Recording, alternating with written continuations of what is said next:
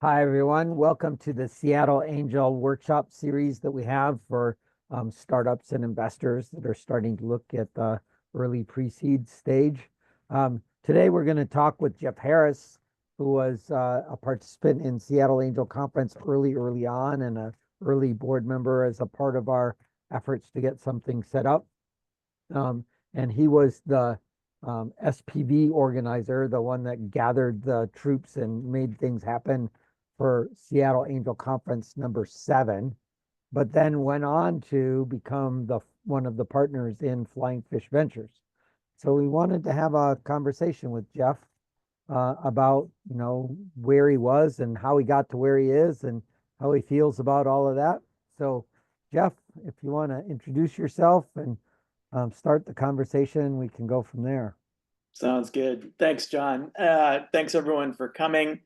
Yeah, I mean, as John said, I was early on in SAC. In fact, I was in SAC 2. And so it's amazing to see it. I think it's on 27 now. Is that what we're saying? Yep. And so it's gratifying. It's gratifying to see it's still running. It's obviously still a necessary component of the ecosystem. And so it's great to see it continue. I arrived at SAC almost completely by accident. I will say that most things in my career have been unplanned. I'm actually doing a whole bunch of mentoring right now of undergraduates at my alma mater. And it's kind of amazing how all of them now are in this mode of having to be, or feeling like they have to be incredibly planful. What does the next 20 years of my life look like? Which I think, frankly, is something that we have put on them by all the pressure we do as parents. I have a senior right now who's going through the college process, so it's very center of mind.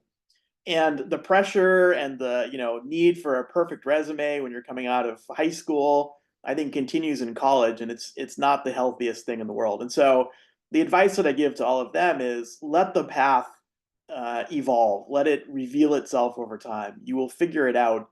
You don't have to have the next 20 years planned. And I certainly am evidence of that. So, how did I get to SAC in the first place?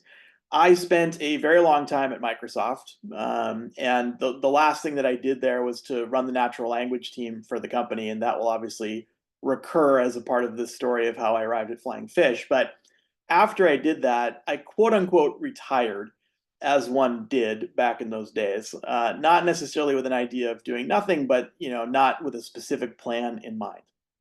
And when I did that, one of my former colleagues, a guy named Charlie Kindle, who went on to run a bunch of things with at Amazon, said, "Hey, you need to do this angel investing thing. Come join me in SAC." And I said, "Okay." I have absolutely no idea what that is, but sounds interesting. So again, it wasn't something that I was planning on doing, but certainly I was looking for some stuff to fill my time and be sort of an interesting diversion. And so I joined and said, sure, I'll give it a try. And I will say that I got pretty quickly hooked.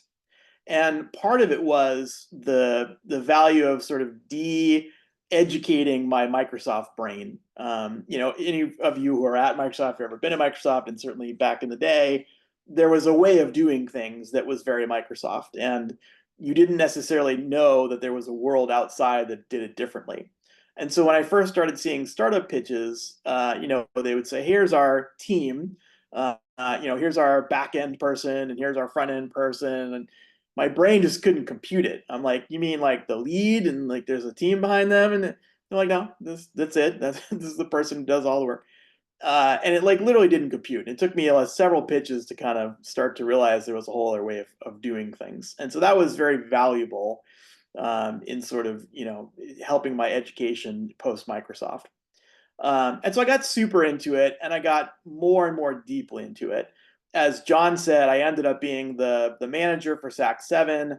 I think that I was the first one to do a sidecar fund alongside of a SAC round where we invested in all the non-winners that passed diligence. Yeah, you're the only one to do a finalist fund as a fund.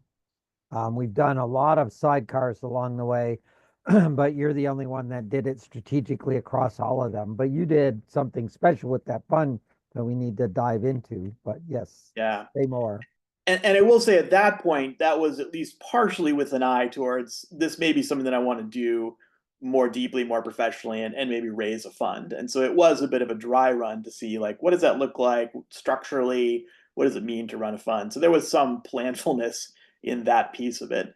But beyond SAC, I just got involved sort of everywhere in the startup ecosystem, and certainly the angel ecosystem. I became a mentor in Techstars. I joined Alliance of Angels. I was in Seattle Angel Fund, which became Sea Change, which is now something else, Breakers. I can't even keep track of it anymore. What's the name of it, John, now? Yeah, Seattle Angel Fund became Sea Change Fund, and then the managers took a left turn and became a venture fund with, I think it's called Breakwater. Breakwater, that's it. And then we have Venturous, which a bunch of the members of Sea Change Fund have reactivated the angel fund part of it. And to distinguish, an active angel fund is where all of the angels do all of the work as a group versus a BC fund, which is a managed fund where the managers do the work and the LPs put their money in, but commits, but don't do any decision making. Yeah. And then I did just a bunch of direct angel investing myself. And so at that time, and this was circa 2012, 13, 14, in those years, it didn't take a ton to become what's known as a super angel, which was kind of like the handful of angels that all the startups wanted to talk to. And so that was great. But I started to have a couple of realizations or things that occurred to me. Number one, it was a lot of work. So I was basically doing this full time. I mean, recall I had quote unquote retired, and so I wasn't necessarily looking for a full time job, and yet I found my way to one. And so I was, thinking if I'm going to do this full time, I might want to do this at a more impactful, larger scale.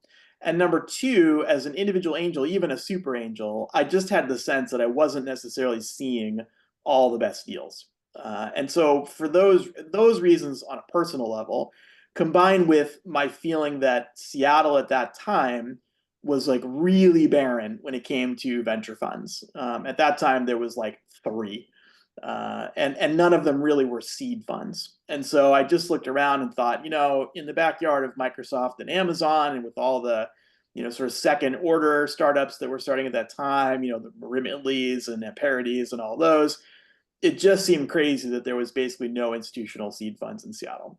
And so for all of those reasons, I decided to launch a fund.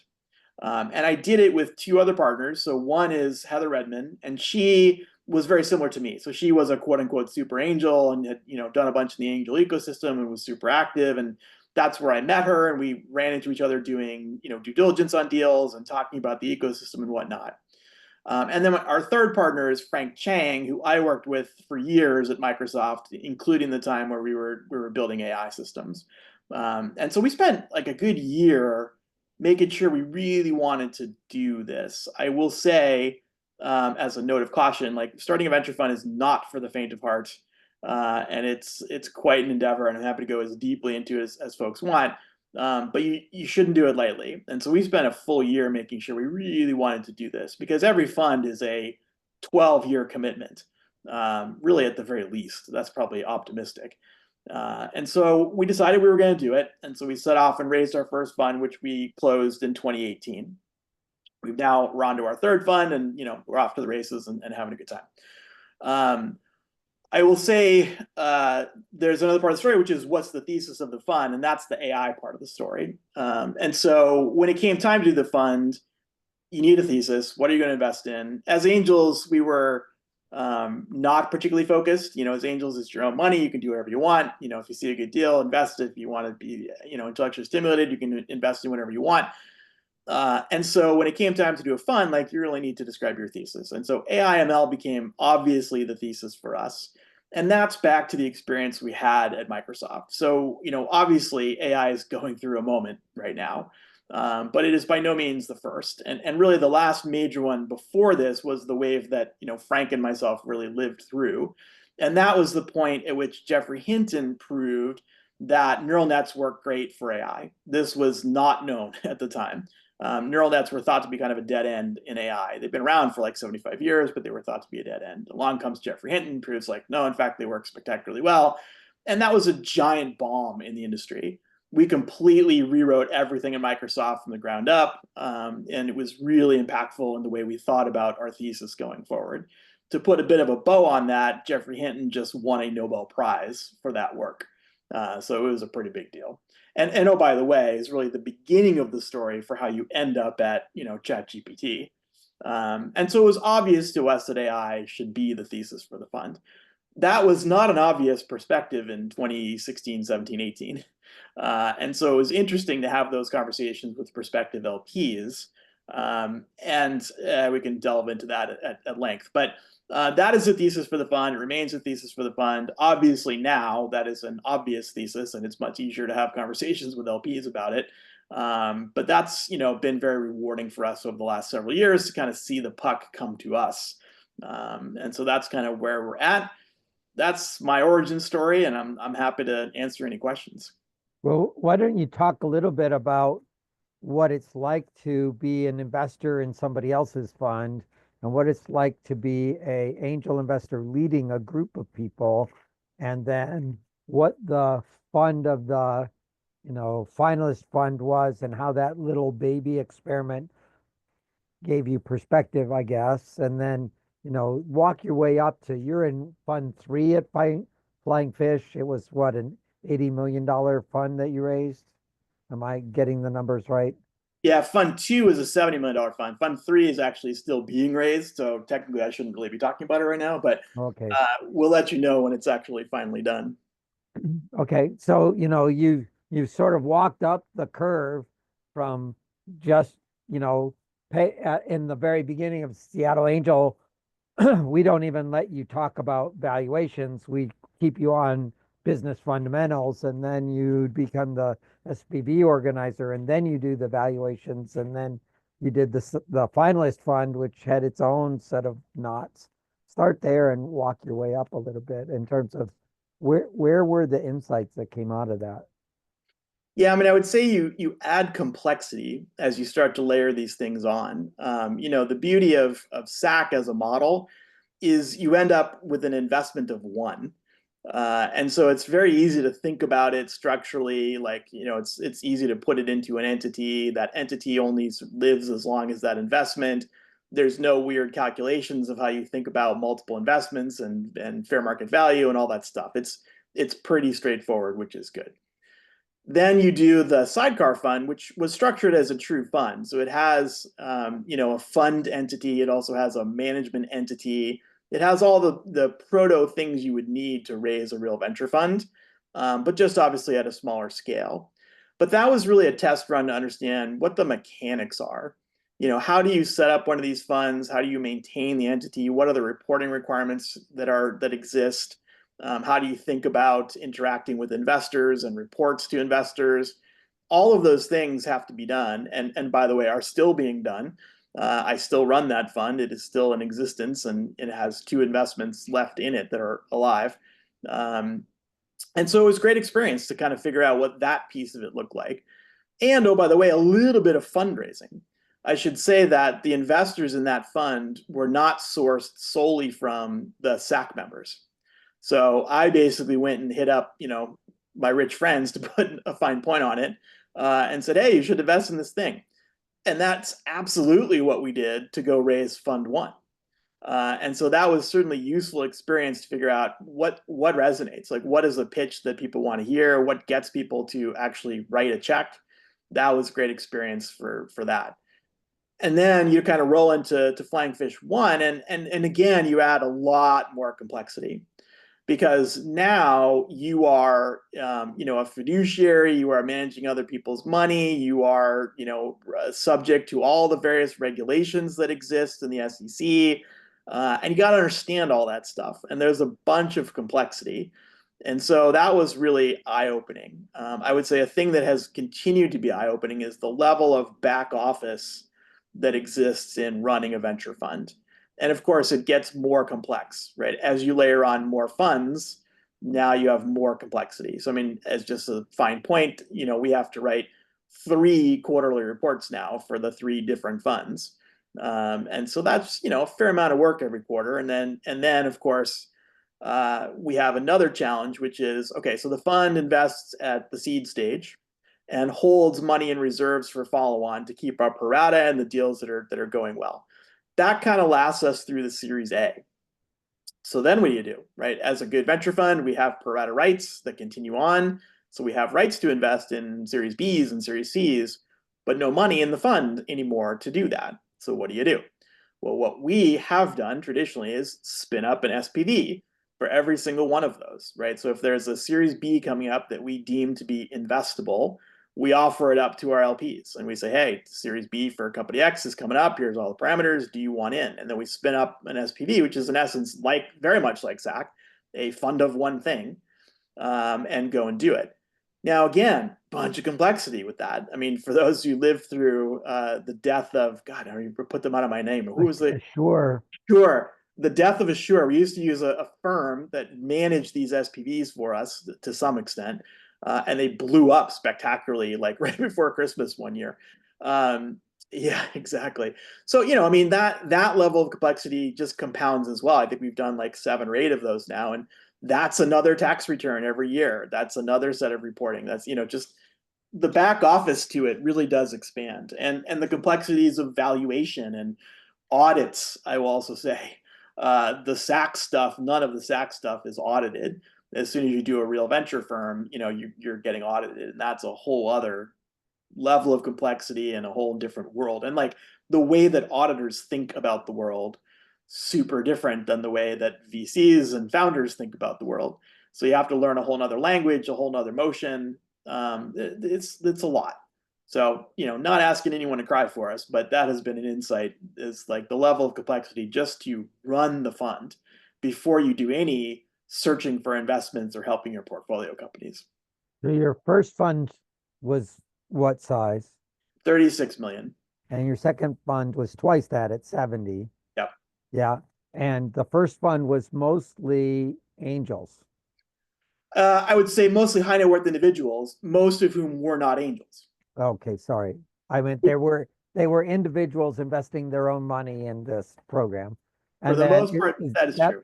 and is that also true for fund two? It was more of a mix. So Fund 2, we had sort of a blend of some institutional investors, some pooled vehicles. So a lot of wealth management firms who basically pooled a bunch of their clients into entities to invest, and then sure, a bunch of high net worth individuals as well. And you would expect the bigger you get and the more famous you get, the more you're getting institutional money and the less you're taking angel money. And the more you do that, the more complexity gets added to the institutional mindset, right? Without question. And that's really Fund 3 for us, is making that leap to being, almost exclusively institutionally backed. And you may ask, well, why? Money's money. Like, why do I care? The real reason for VCs is that the institutional investors tend to underwrite to making multiple fund investments. So their view of the world is, if they want to be with a manager, they want to be with that manager for at least 2 or 3 funds. And so it makes it substantially easier to raise your next fund if all of your investors are institutional. Individuals are individuals, and they're, idiosyncratic, and they've got, family needs, and this year they need to buy the house in Cabo and not invest in your fund, right? So it's just the way it goes. And so that's why, VC funds really target institutional investors. There's some additional benefits around strategic, benefit. We have some corporates in that are very interesting and strategic to us. Some of the endowments are somewhat conduits to research at the universities, and there's some ancillary benefits like that. But the real thing is the consistency of capital over multiple fund cycles. But before you started fund one at Flying Fish, you were essentially in 40 deals, right? And I remember that number, right? Yep. And so your investment thesis was shiny object squirrel hunting. Is that right? And so, Exactly. but you did that pretty quickly, right? How fast did you get those 40 investments? About 2.5 or 3 years, something like that. Yeah, so that's really fast for most angels, right? Um, do you think you would do that again if you had your current perspective, or would you have taken a different pace? It's an interesting question. I probably would have done it in the same way. I mean, the beauty of the pace is you do learn at a faster pace too. Whether that was a good investment thesis, like could I have made better investments and made more money as an angel by being more thoughtful and perhaps more focused? Almost certainly. Would I have learned as much that, catapulted me into doing VC? Probably not. Yeah. Okay. Well, that makes some sense. Do you think that you picked the right thesis? I'm getting the sense that you really do think you picked the right thesis.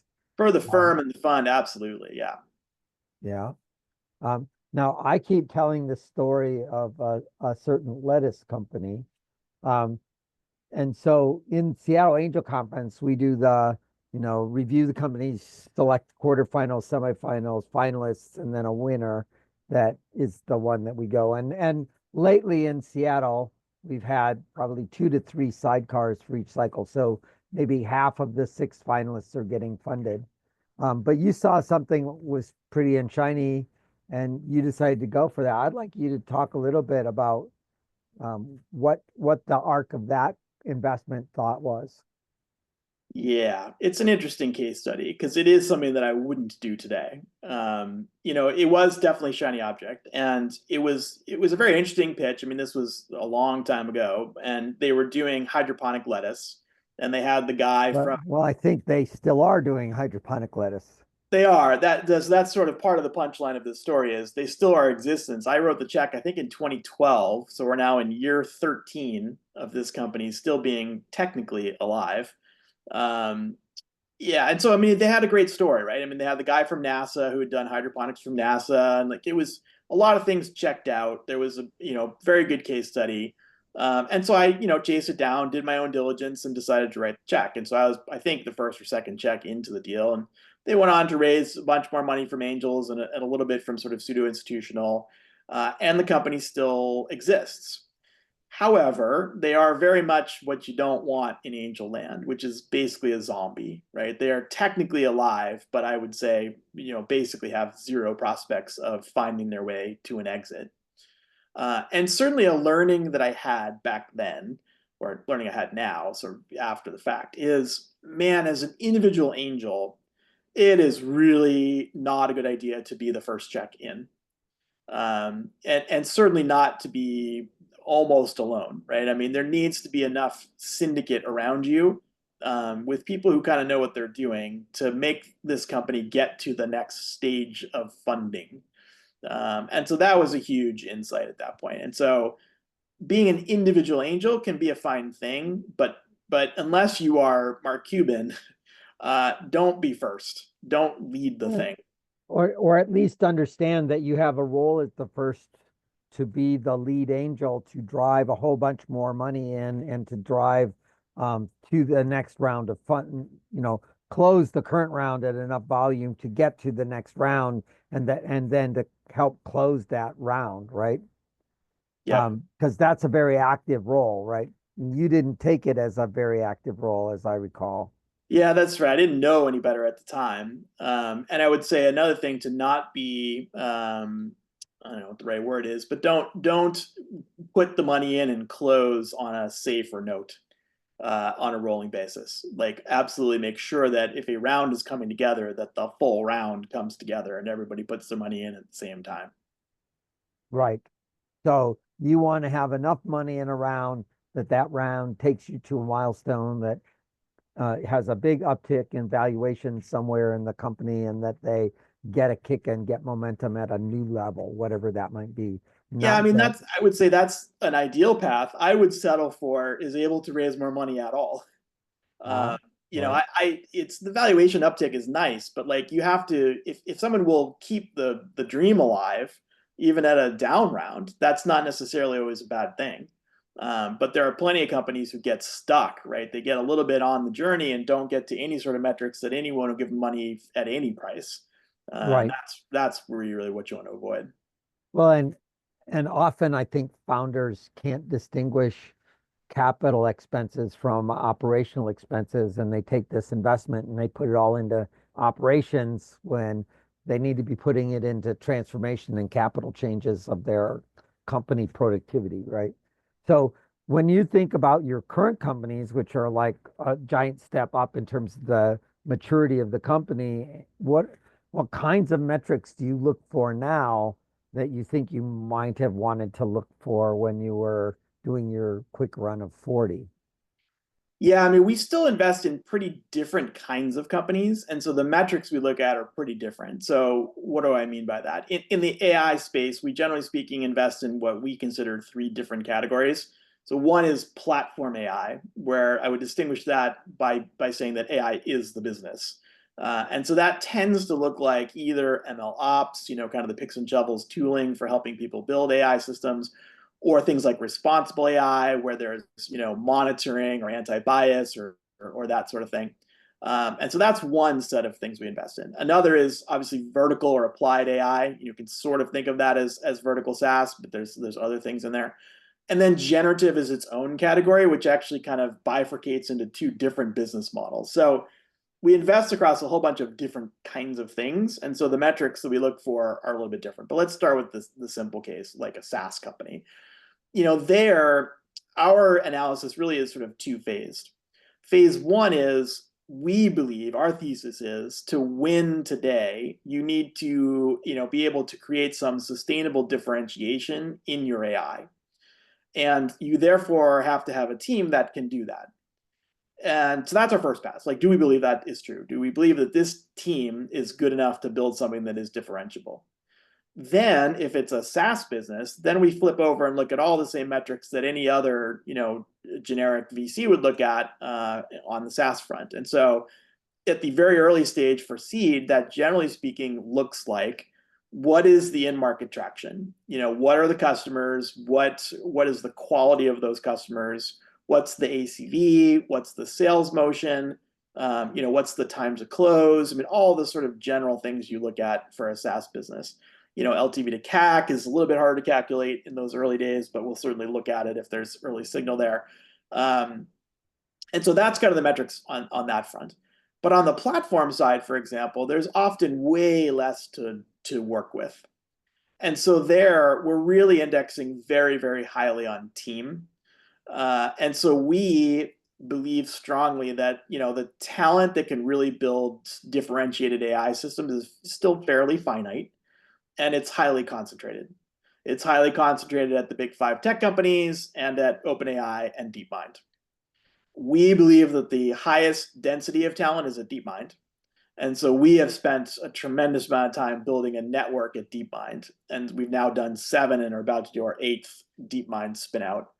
And so that's a huge part of the underwriting for us is this a team that is vettable from DeepMind, and how does it check out with our other 7 DeepMind founder teams? That's a huge part of the work we do at the early stage.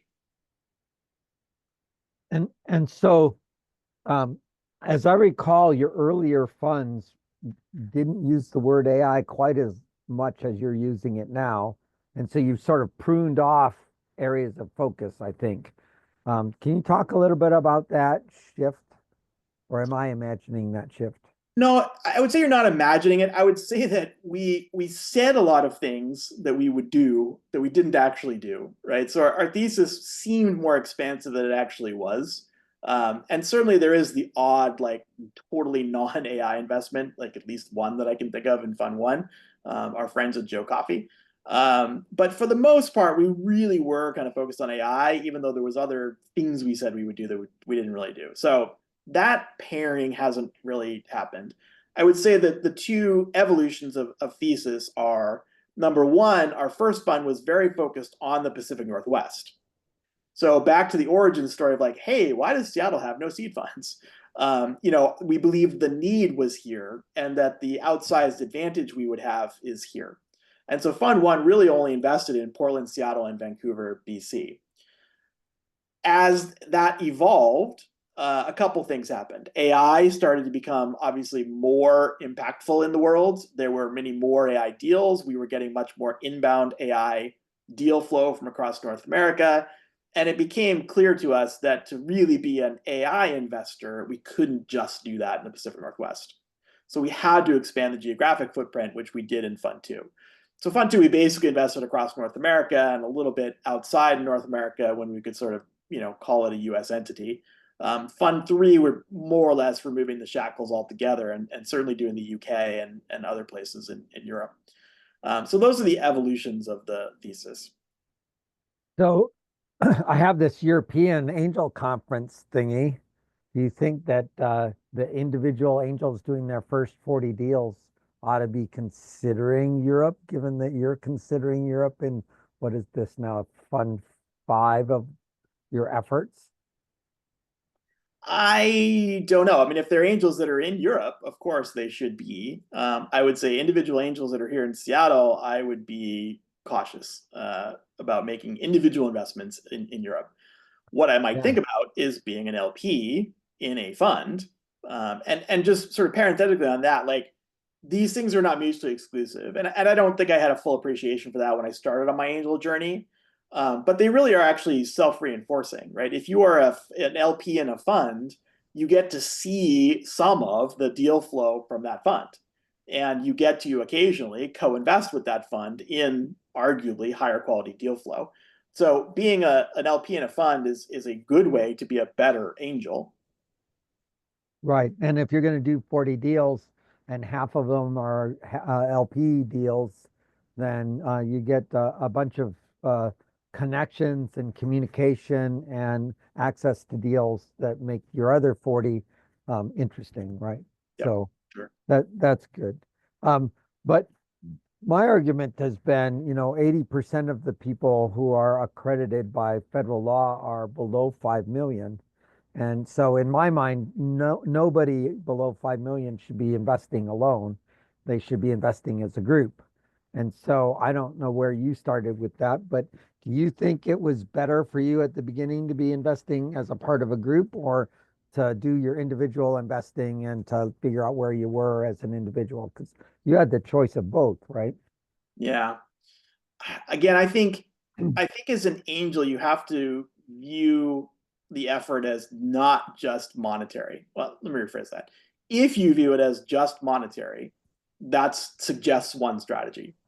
And from my perspective, it suggests a more passive strategy. Invest in a group slash BLP in funds and let folks who are doing this all day, every day do it for you.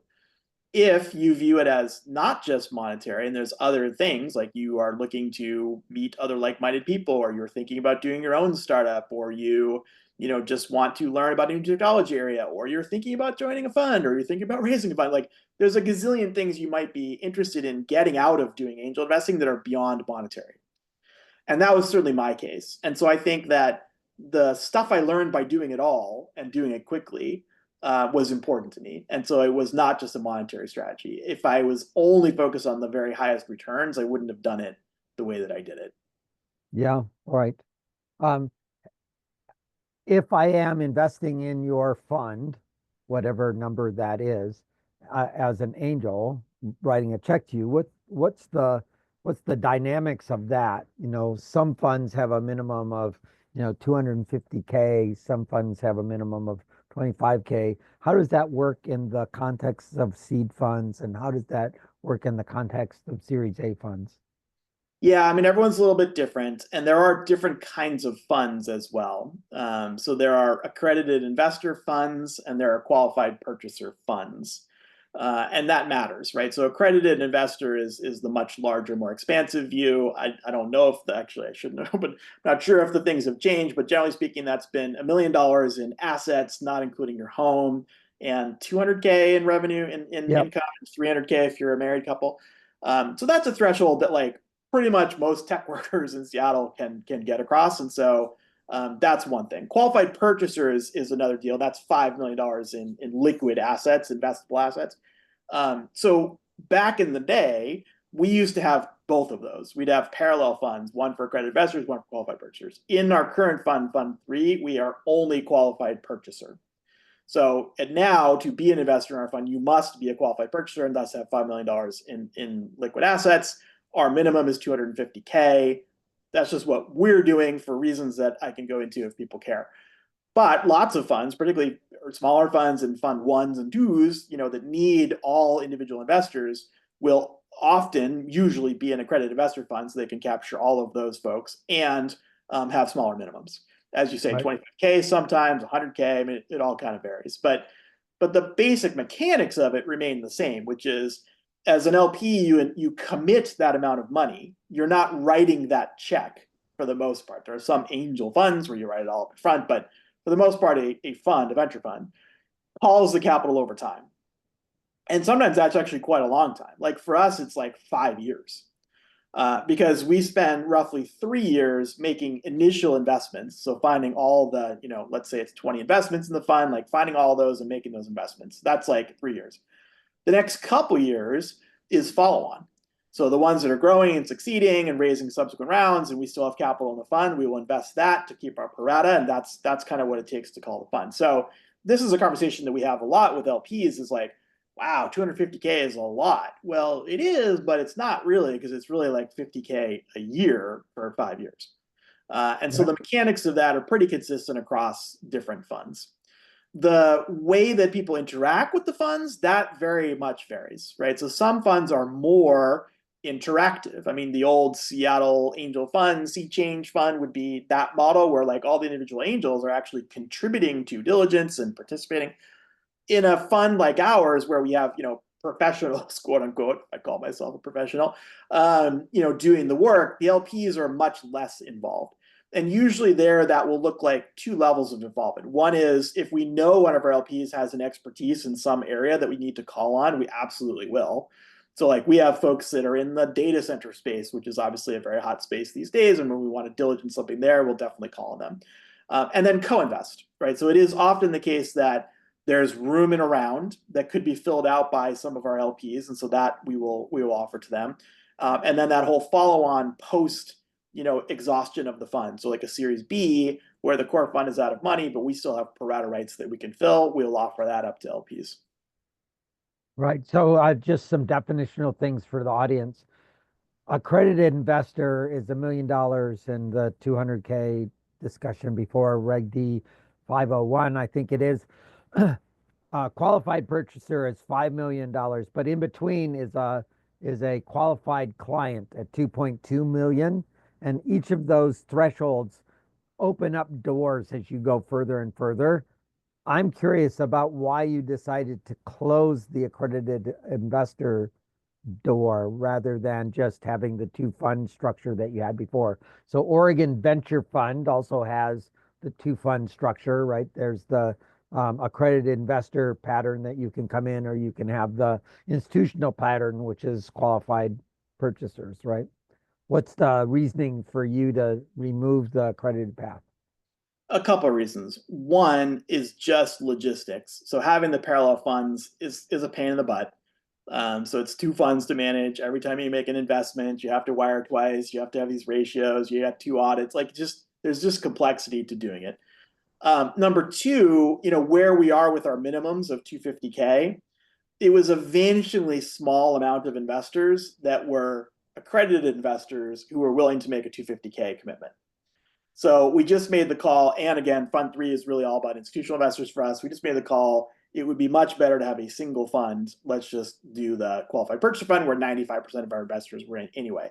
The other thing, which is, I think, sort of paradoxical, and I don't really understand the reason for it, I don't think it makes a whole bunch of sense.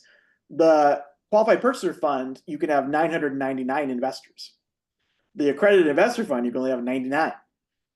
Which makes no sense to me. That should be flipped, but hey, I don't work for the SEC, and so that was another consideration. Was we didn't want to limit ourselves to the number of slots in the fund. Not that it's really an issue for us at this point. And so that limit of 99 is for funds that are bigger than 10 million. If you're less than 10 million, you can have 249, I think the number is.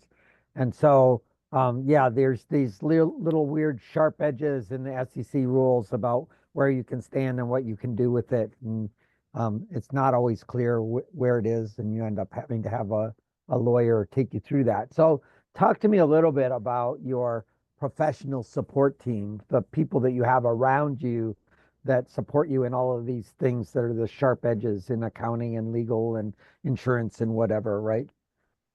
Yeah. So as a fund, you need several things at a minimum.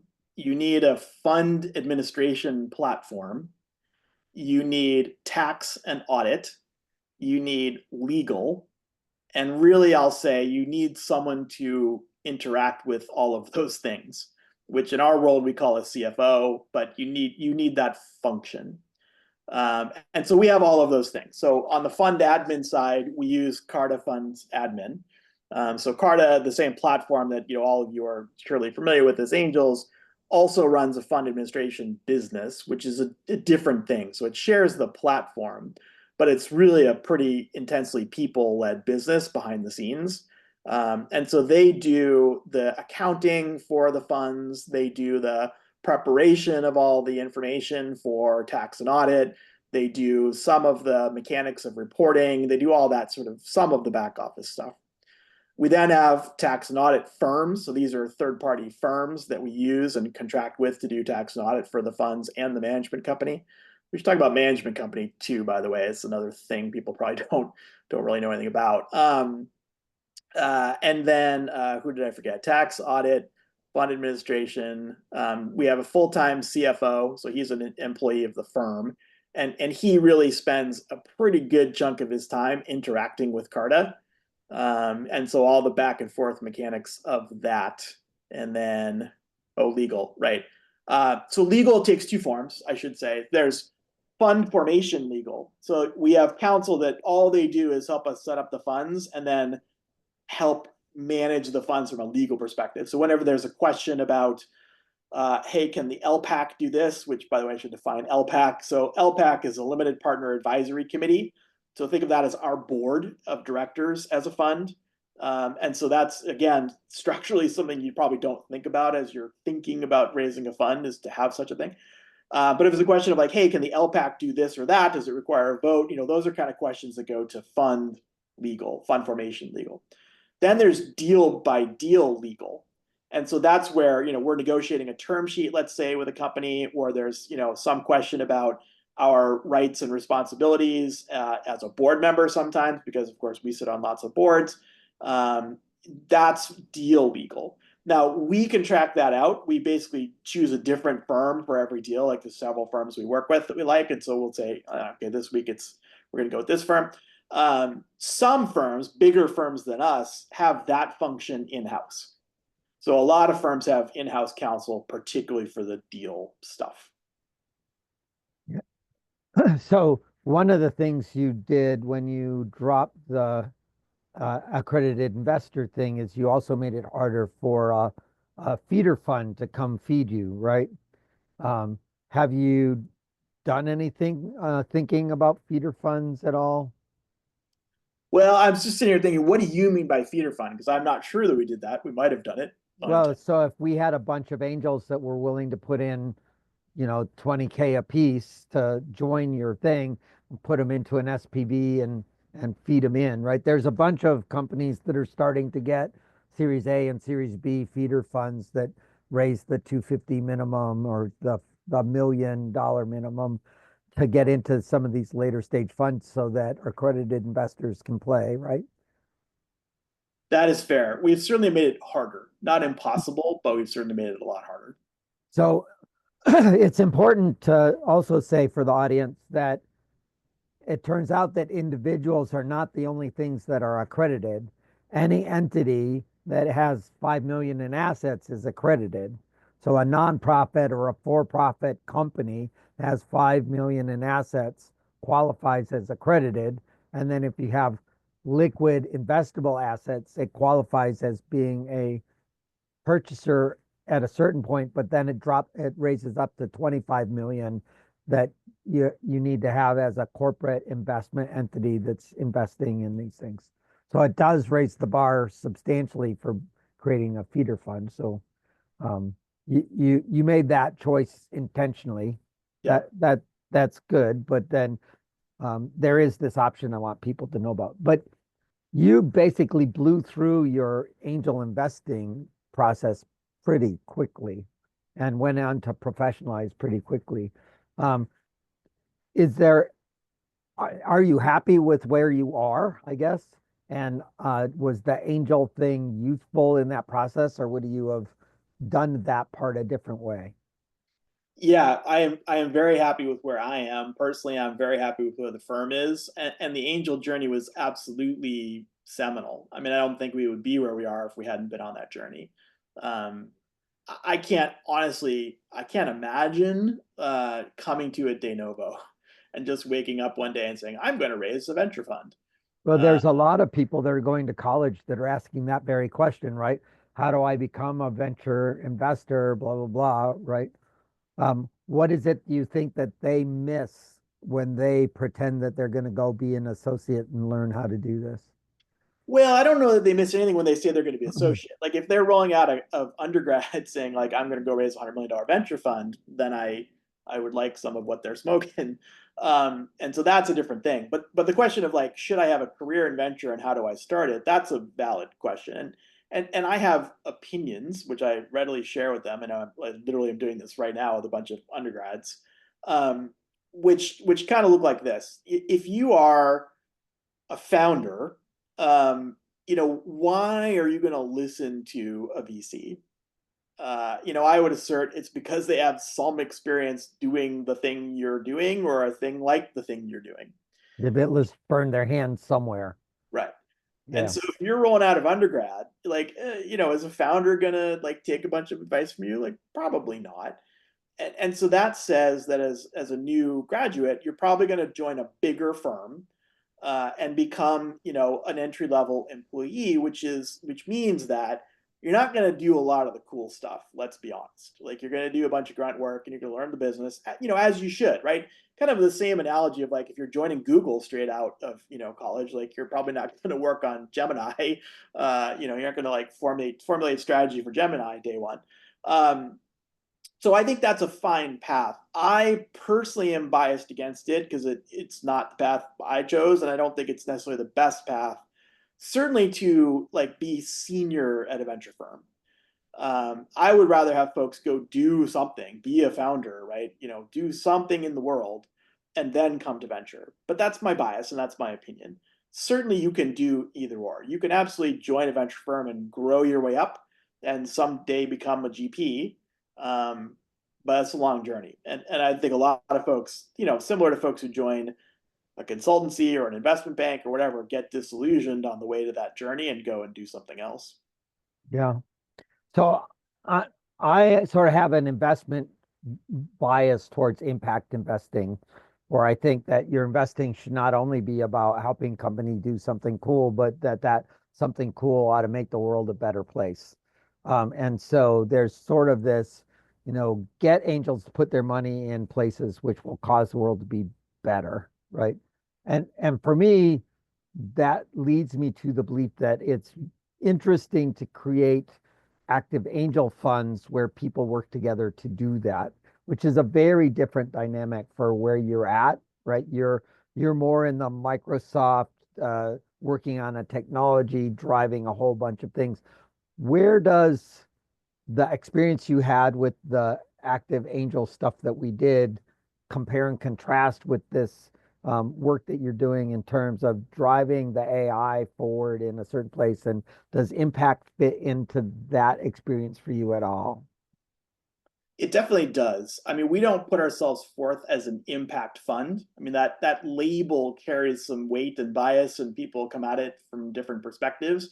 Yep. Uh, but nevertheless, like while being extremely bullish on AI, like fully recognize a bunch of the downsides. And so that's why an entire sleeve of the things we invest in, we call responsible AI. I mean, it's not like we coined that term, but basically our thesis is that the best way to deal with the bad stuff is to invest in companies that are directly dealing with the bad stuff. And so, as an example, like the most recent investment we've made there is an anti-deep fake technology. There's obviously a lot of really bad stuff happening with deepfakes right now, and there isn't a lot of protection against it. So there's a whole sleeve of things we invest in that we easily could call impact investing. If you look at the diversity of our team, if you look at the diversity of the founders we invest in, like all of those things would check most people's boxes for impact investing. We just don't call it that. Right. Do you monitor that? We do.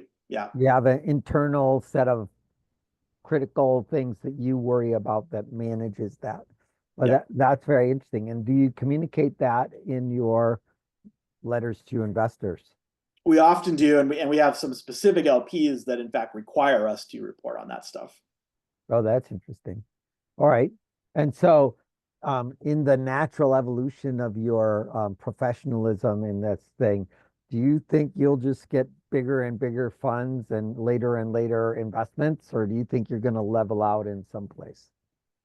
Another really interesting question that we debate a bunch. I will tell you where we have been for a while and probably still are, but then I'll give some counter arguments for why we might think differently. Most venture firms have the bias to just get bigger. And there's reasons for that. However, we think we're really good at what we do, which is seed stage AI investing. And at some point, your fund becomes too big to pursue the strategy that you're pursuing. And so if we were a $1 billion fund, like what does a $1 billion seed fund even mean? Well, I don't know, go ask Tiger Global. But it just doesn't work for us, right? So we've kind of said, look, we're good at what we do. So we think there's a steady state fund size that is consistent with that strategy. And we think it's 100 to $150 million basically as a fund. So that's kind of what we want to do is get there and stay there for the fund 4, 5, 6, et cetera. That's where we have been. Now, I will give you a couple of counter arguments to that. Well, probably the most important counter argument to that, which is it's important to understand the economics of a venture fund and the management company and what it gets. So, surely people have heard the term 2 and 20. This is the way that venture funds are compensated. So the 2 is the management fee. So every year, the fund pays 2% in fees to the management company. So the management company is basically flying fish the firm. And so we have one management company that quote unquote advises all of the various funds. So the management company is the advisor for fund 1, fund 2, fund 3, etc. It's the business that we run. So it's the thing that pays our employees. It's the thing that pays the rent, all the things that it requires to be in business. That's comes from the management company. So that management fee goes to the management company, and the management company decides what to do with it. The amount of management fees you have dictates the scale of things you can do. And so there's a very real case to be made for, man, if you had a larger fund which paid more management fees, there's more things you can do as a firm. Just to give you an example, marketing. For better or worse, VC is a bit of a brand exercise. And so it behooves you to have as impactful a brand as you can. Marketing is a component of that. Oftentimes, the best way to do marketing is to spend money. And so with more resources, you can do more of that. You can do more support of your portfolio companies. The extreme case would be an Andreessen Horowitz who raised billions and billions of dollars of funds and basically have a bunch of functions in-house, like recruiting. And so, at the limit, you can basically sort of run the back office, if you will, for all of your early stage startups. So that's the counter argument for being bigger is the level of resources that you can bring to bear to do the kind of things you want to do. And one of the examples is that Madrona has Madrona Labs where they're running experiments and essentially cooking their own companies at some level. And there's clearly a case to be made for why a venture studio would want to have a fund right up next to it in one way or another, whether it's the Madrona created the studio or the studio created the fund, there's still a thing. Have you thought about what it would be like to have your own little venture studio cooker in your mix? We've thought about it and pretty clearly rejected it. And Uh, and then go ahead, tell me why there's lots of reasons for that. I mean, like it's just a different motion altogether. Like, and it is different people. Like if you look at Madrona Labs, like there are different people that do that than the people who are off doing the investing. It's right. two pretty different things. So we've not wanted to do that. And then just from the studio model itself, like we don't love it as downstream investors. Like the studio tends to take a very large equity position in the companies that it spins out, which I'm not saying is wrong. I mean, they founded and formed the company, but it makes it really difficult for downstream investors to invest and still have the founders have the level of equity that we would like them to have as they progress to subsequent rounds. That makes sense. Now we do have an AI venture builder, or at least incubator accelerator in town.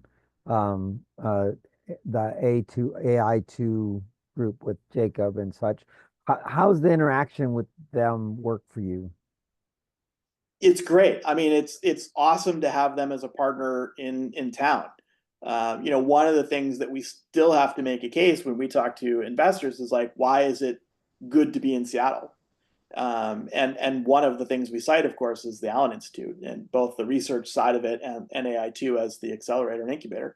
So it's great. And oh, by the way, they're moving down the street from us, like literally down the staircase from our office. So we'll be able Yeah, to I see. was wondering about that actually. Tell Yeah. me more.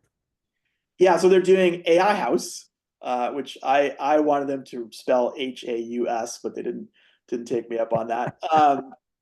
And so it is sort of their incubator as well, but more of a broader community mandate to be a physical space, an incubator for things that are not technically in the AI2 accelerator. And so it's just another place for like-minded people to meet and have like-minded brains work on good stuff. Yeah, that sounds interesting. It seems like they need to be more present in the center of town kind of feeling. So I'm very curious about the motion that led that direction. So um, tell me, as you look at your expansion into the broader world, both I assume Southeast Asia one direction and Europe the other, um, what's the mechanism that you plan to use to build your social network out that far? Yeah, it's hand-to-hand combat for us, to be honest. And that's the way that the DeepMind stuff has worked.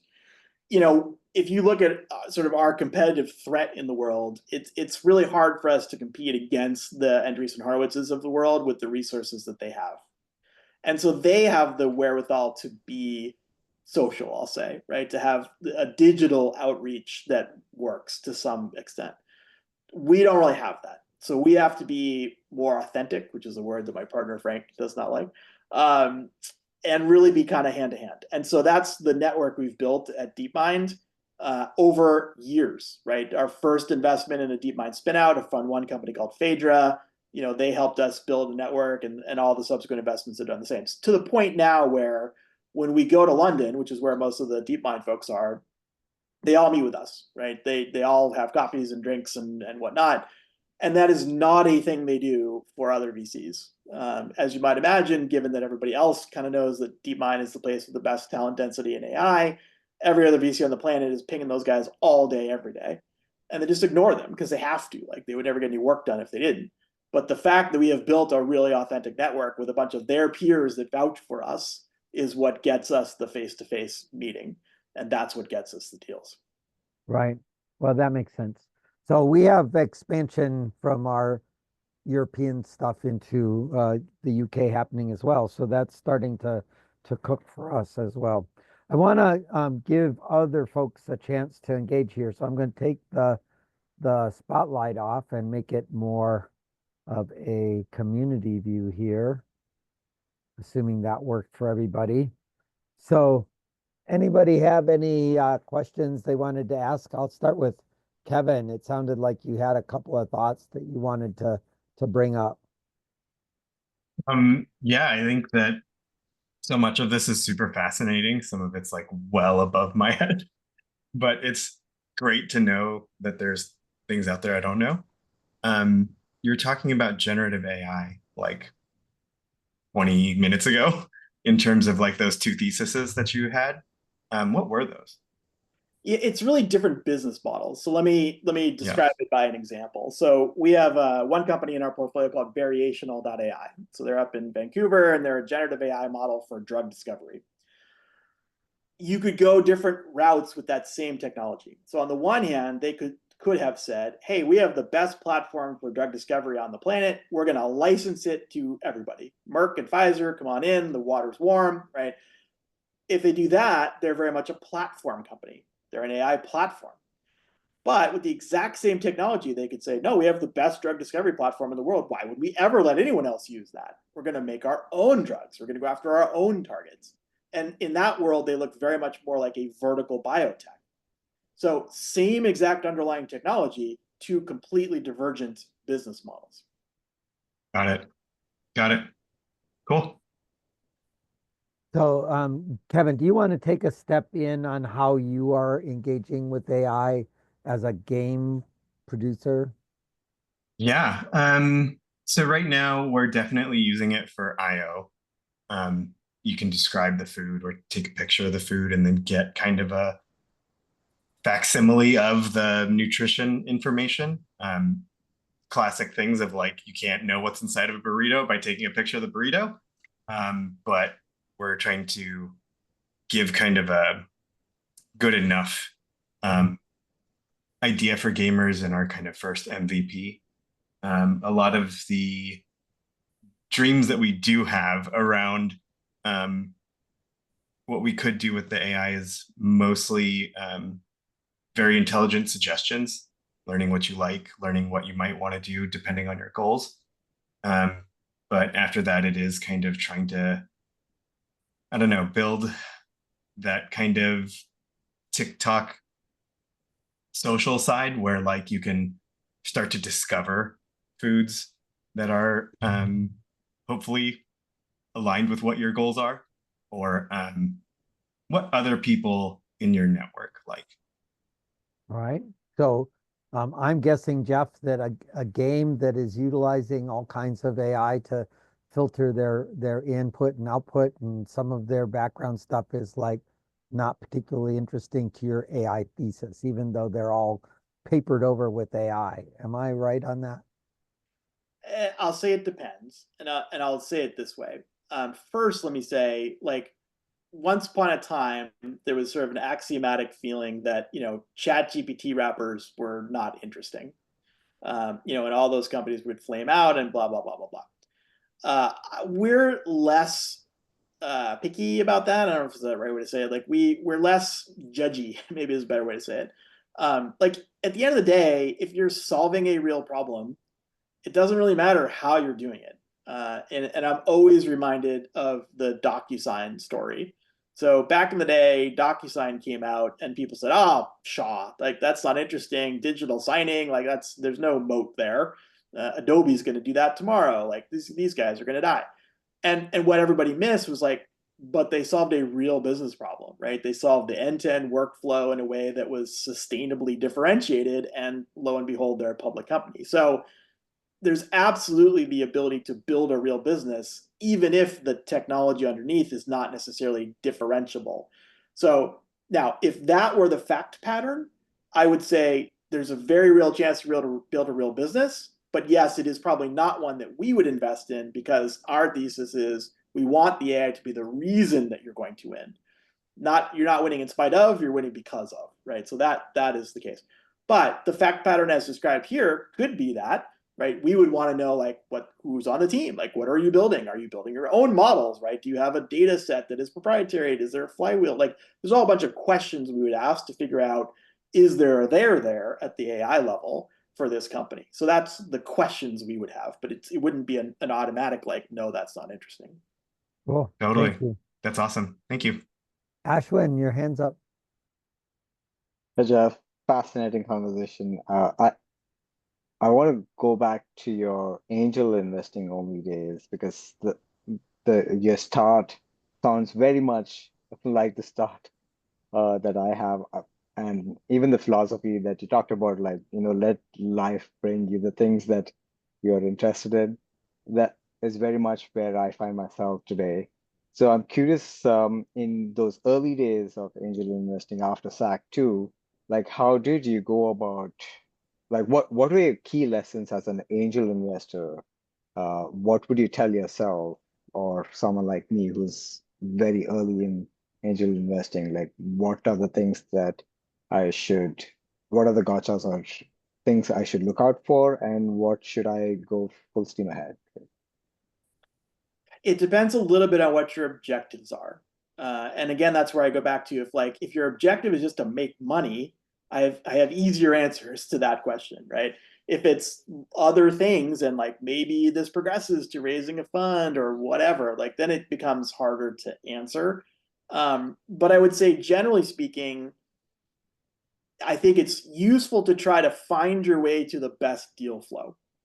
That is a useful exercise in almost any of those paths, right? It's certainly a good exercise in making the most money, and it's a useful thing to try and figure out for any other path you might be interested in.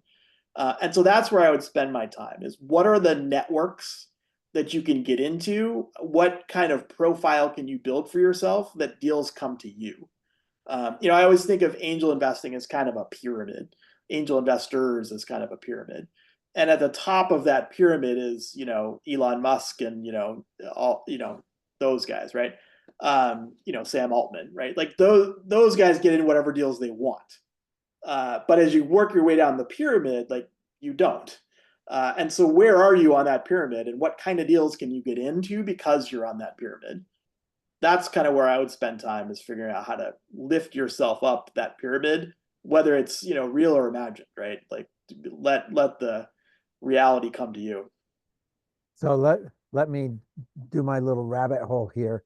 There are a whole class of businesses that I think angel investors can invest in, which VC is never going to touch, that gives you perfectly good angel returns and are not being eaten by the VCs at the various point. And so there's different paths through this briar patch that you can take. And so make sure when he says find the best deals, that you find a path to the deals that do what you want to do, not that you're piling up on the same lane that everybody else is trying to get into. All right. So there's a certain amount of capacity to manage a unique set of deal flows that's important. Am I hearing that part behind what you said, Geoff? Yeah, I mean, I would agree with that assertion more if revenue-based investing was a thing. Like, I forget all those funds. But it is a thing. We have evidence, small evidence. So Yeah. there's David Rose put it in, I think it's Appendix D of the Angel book, right? How to do revenue-based investing. It's E, sorry. E. Yes, but you just kind of made my point by saying it's in Appendix E. Right. Yeah, no, well, so I will have to do a workshop on revenue-based financing and why I think that's still a win. And we'll work on that. But nonetheless, I mean, I agree that it should. Like, I've always been a believer there is a space for that. It hasn't evolved in the way yet that it could or should. yeah, I think that's right. And there's certainly a non-profity component when you start using the words local and impact and such to things that screw up the business conversation in a way that you have to worry about. So definitely sharp edges in that world too. Hannah, I see your hand is up. Yeah, hi. Thanks so much, Geoff. I'm learning a lot from what you're sharing. I'm curious, you talked several different times about the importance of sustainable differentiation when evaluating AI startups. And I'm curious if you could speak to like key factors or characteristics that you look for in AI technology that can create some kind of lasting competitive advantages, or maybe even how you assess whether a startup has that potential to protect whatever it is that's differentiating that tool over time when there's so much that's evolving in that world, kind of on an ongoing basis. Yeah, it really starts with the team. I mean, it starts with people who know how to, let's put it simply, build models. The list of folks who really know how to build quality models is still a really finite list. And a lot of those people are working on the ginormous models, right? The Geminis of the world and OpenAI's models, et cetera. So it starts with the folks who know how to do that, but want to do it in the context of a startup. So I'll just give you an example to pitch one of our own. So we have a company in Fund 2 called Orbital Materials, which is the set of people at DeepMind that were doing a generative model for materials science. They've now rolled out and are doing that as a startup. So there's a tremendous amount of know-how, like how to build a generative model for material science. Like there's a really small set of people on the planet who know how to do that. So if you're investing in some of those people, you got a pretty good shot, right? So that's one path. Another path is kind of the flywheel path, right? Which is maybe you are not quite those folks, but you know how to build a model that is based on a particular domain. And you have a business model that causes you to either capture proprietary data or better data with faster improvement cycles, such that you can stay ahead of anyone who wants to create a like-minded model from the get-go. So subtly different, but two different paths to success on the what does sustainable look like in AI. As a differentiator, yeah. Amin? It's trying to unmute myself as well again. Geoff, it's a fascinating journey that you have been through, and coming from Microsoft. I'm working in Microsoft.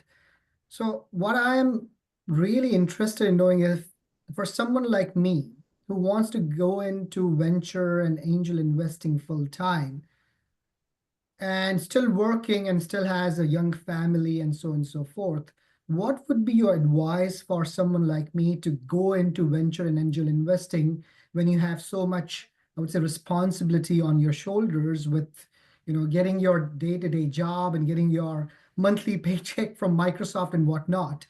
How would you advise, making the transition happen? It's a tough one. I mean, I will tell you from personal experience, like being a full-time professional angel investor was insane amounts of work. I mean, I certainly worked harder at it than I did in my last couple of years at Microsoft. So I don't necessarily know that I would recommend that path. And so I would recommend, at the very least, some sort of hybrid model where you're in a bunch of pooled vehicles. You're in funds or groups or something that is doing the work for you, and allows you to dabble where you can, but not have to do it all yourself. And so back to my example of, like, for our LPs, if we know there are investors in our fund that have a specific expertise, like, we will absolutely call on them. But that tends to be, limited in scope and time. And so they can do it and then go back to their real job. And so that's both a way to, like, be involved, but not be having to do everything yourself.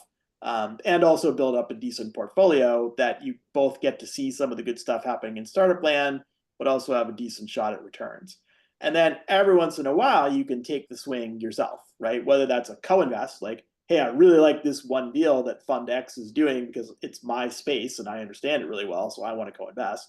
Or there's an individual deal that you see that's outside of the scope of any of those funds, and you just decide, like, I want to be in this deal. Or you have a personal relationship. Like, that's really, honestly, the way that most people get into the good deals is because they know the founders. So just to put a caveat on what Geoff said, not everybody has to eat 15 deals a year to be a active angel investor.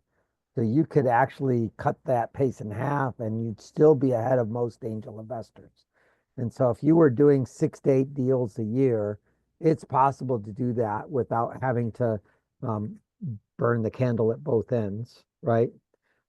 It's also important to distinguish being an LP in somebody else's fund where that LP role is just a passive engagement versus being an active angel in an active angel fund group.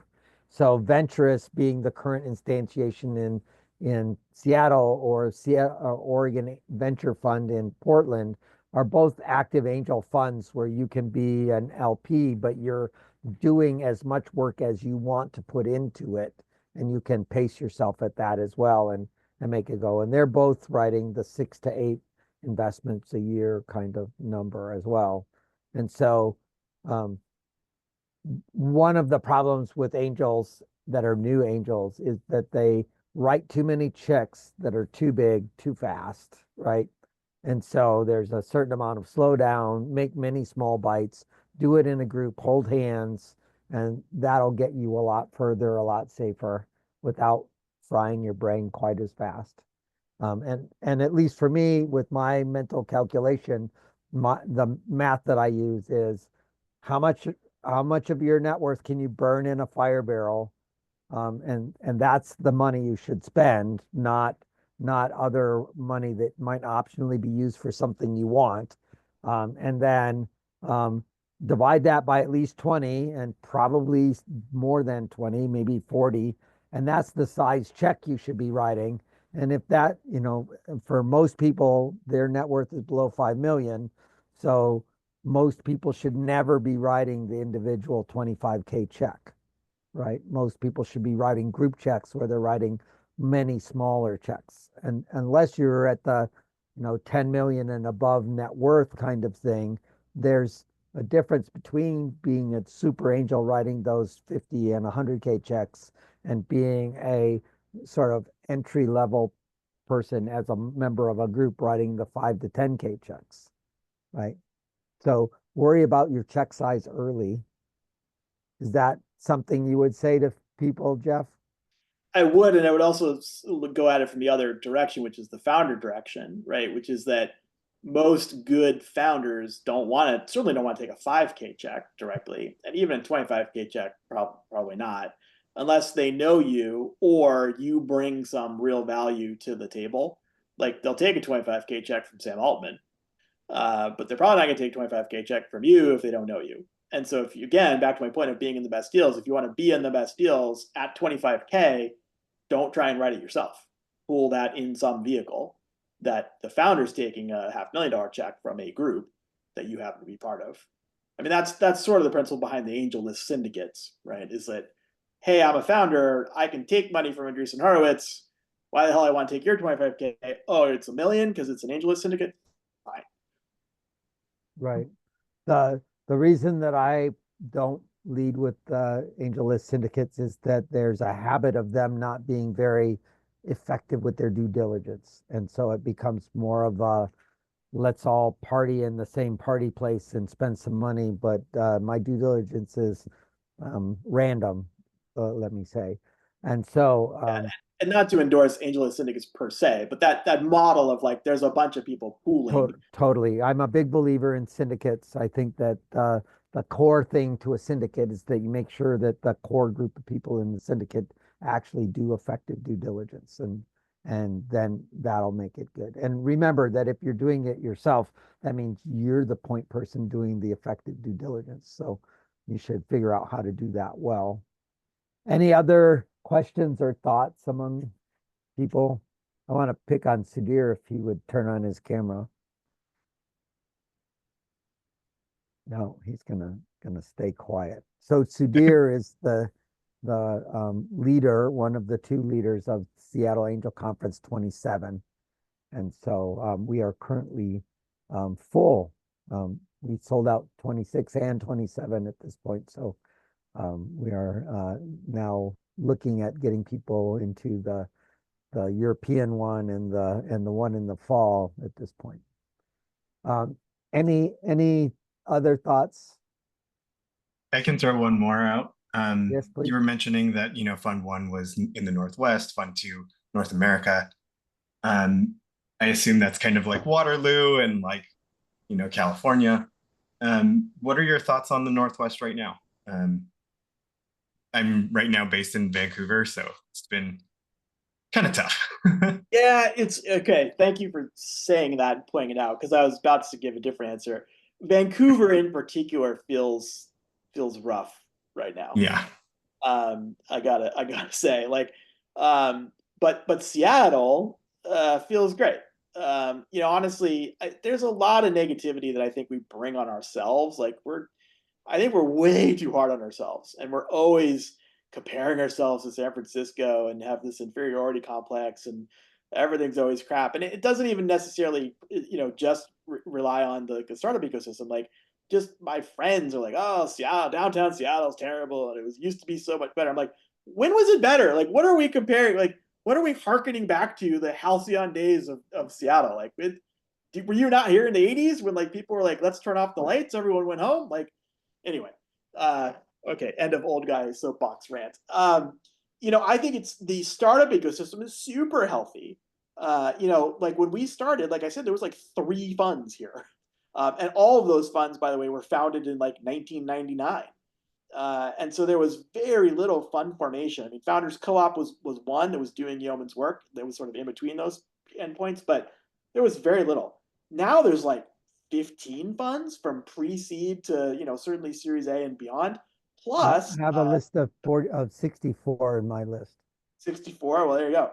Plus, a ton of people that are here from out of town firms that are here, like actively searching for deals for those funds. Some of them are, make a bunch of noise, and some of them are off the radar. But like, a bunch of really big firms have people here because they realize the importance of this ecosystem. From what we do in AI, everything just keeps getting better. I mean, obviously, we talked about Allen Institute and AI too, but UW is a top 5 AI research facility. Like, people don't give that enough credit. You know, Microsoft, Amazon, of course, but also Meta and Apple. A huge part of Apple's AI efforts are in Seattle, which people don't necessarily know. And some of that's acquisitions, by the way, at least 2 of which were from AI too. So like this, the ecosystem is super healthy and it's great. We should celebrate it more than we do and stop beating ourselves up that we're not San Francisco. Because guess what? We never will be. And Right. nobody else will either. Like New York ain't going to be San Francisco either. So like, stop trying. So let me put a Well, plug thanks. in. One of the problems for Seattle is that we do a really bad job of socializing across the ecosystem. And so we have these little spots that are having little bright parties, but they're all small parties among the people that are already knowing each other. We don't get broader.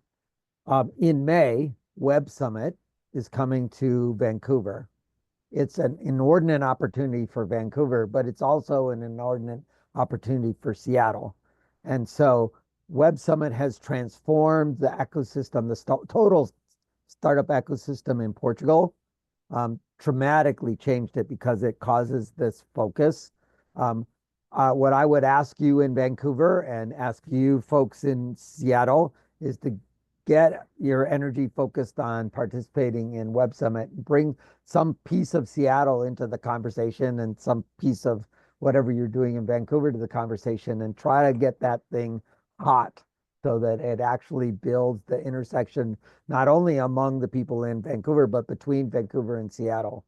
And so now is the time to start making specific strategic requests of people around you to participate in something, right? Just get people to know each other outside the current boxes that they stay in, because Vancouver has got the same disease as Seattle in terms of small boxes of people knowing each other and being comfortable. Yeah, for sure. Yeah.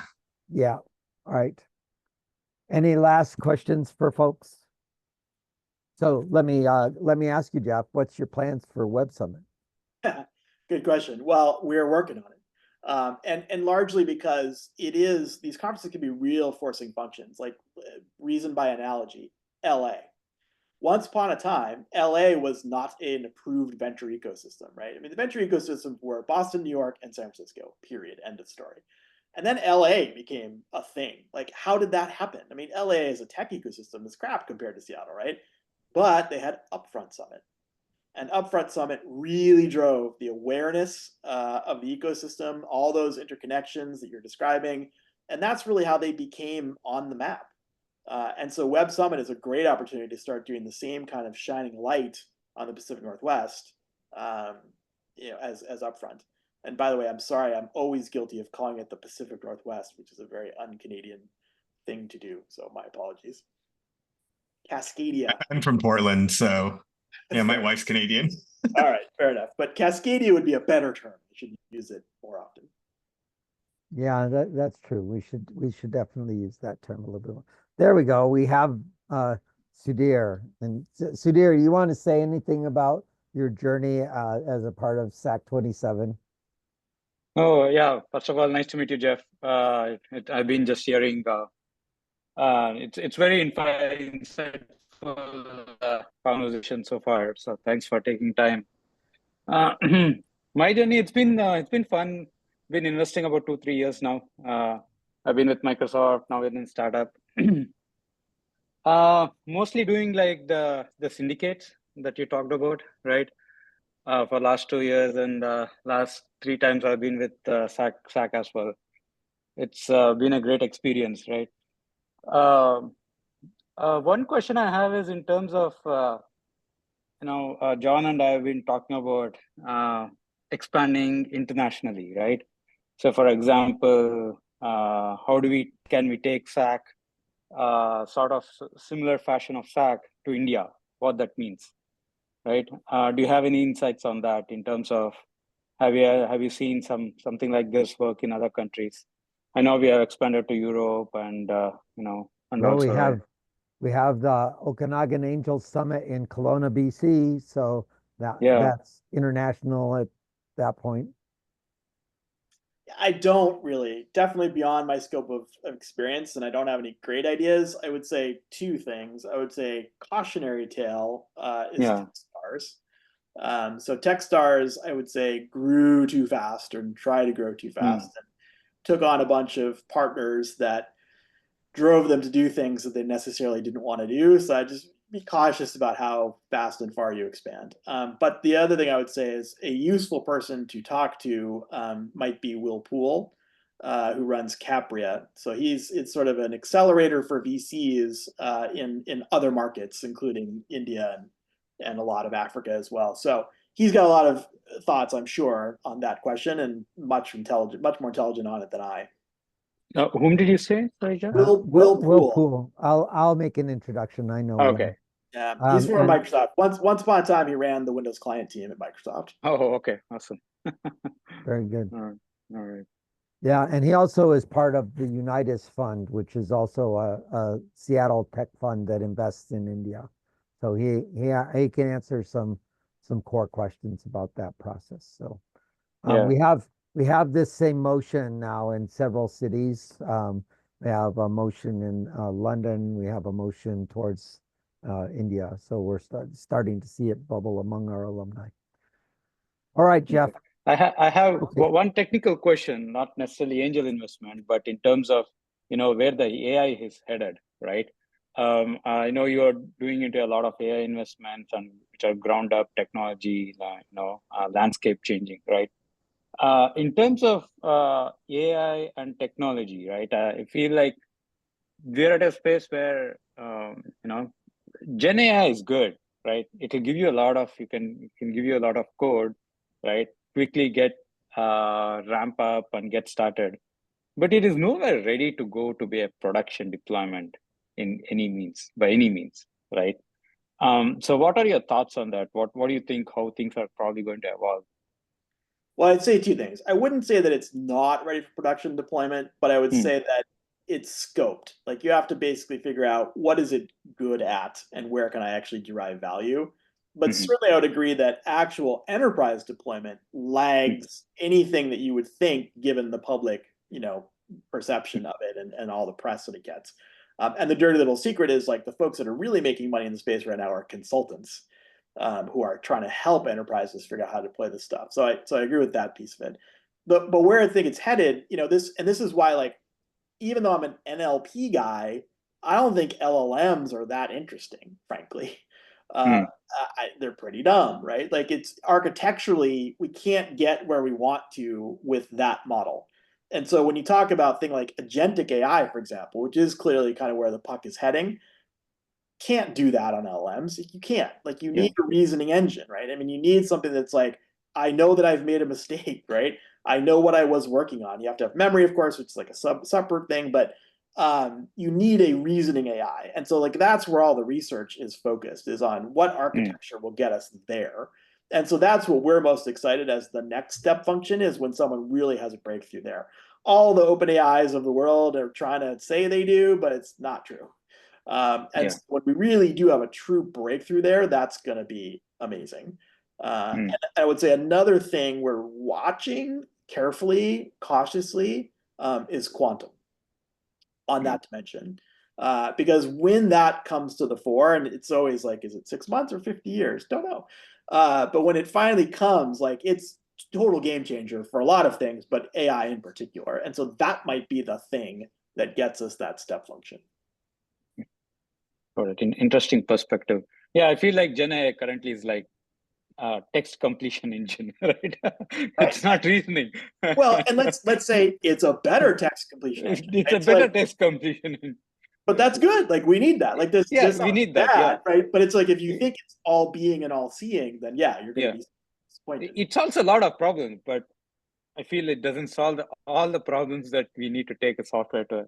But you don't need to solve all the problems. You only need to solve the 20% that are a pain in the ass. And so you just keep cutting the 20% off each time, then away you go. Amin, tell us what your thoughts are. I just wanted to ask, like in one of the previous questions, Geoff, you mentioned if you write 5K, 10K, 15K, 25K checks, why would the investor come to you, or the founder come to you, unless you've got something to offer?